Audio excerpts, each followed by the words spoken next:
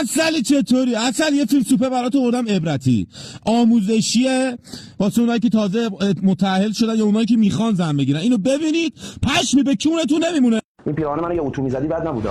من دارم سر کاری نداری؟ میگفتی خب اتوش میکردم. باشه برو مراقب خودت. من ببین یه نکته یا اینجا بگم بابا جون ناموستون وقتی موهاتون مشکی لنز آبی نندازید. نمیاد بابا نمیشه آخه نمیشه. تو باید بور باشی تا چشات آبی باشه سبز باشه. خیلی کیریه نکنید این کارو. اگه چیزی خواستید خونه شب از سر کار میام بگو بگیرم. نه چیزی نمیخوایم. تا تو میای من شام خوشمزه میذارم. دقیقاً ساعت چند میای؟ دقیقشو که نمیدونم ولی مطمئنم زودتر از ساعت 10 کارم تموم نمیشه. خدا باشه خدا. بابا من ببین اینجا که اصلا مشخص قراره بدی اصلا کلا برنامه دادنیه. حداقل بذار خونه بره بیرون بعد بردار گوشی تخمی ها. الو سلام. سلام خوبی؟ رفت سر کار تا ساعت درم نمیاد. یه موقع اومد چی؟ نه مطمئنم نمیاد. درو میزنم بیاد بالا. سلام علیکم خدمت زیبای خفته. بیا تو اینقدر خودتو لوس نکن خیلی وقت نداره.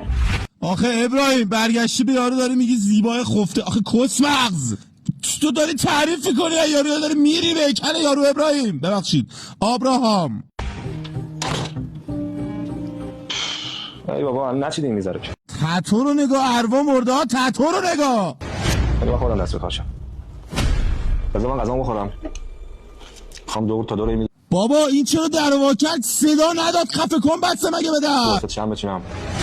به شب رویایم بعد بس. تو هر موقع میای اینجا گشنه‌ای. خود زود باش دیگه وقت ندارم یه ساعت دیگه میاد. ای بابا ما راست میگه دیگه ابراهیم. بلند شو دیگه دلوازی دنه بلند شو بکن شروع کن. نمیشینه غذا میخوری ان آقا. چیزایی که نداریم نند تو رو خلاص یه لقمه غذا قشنگ گلم پای میره.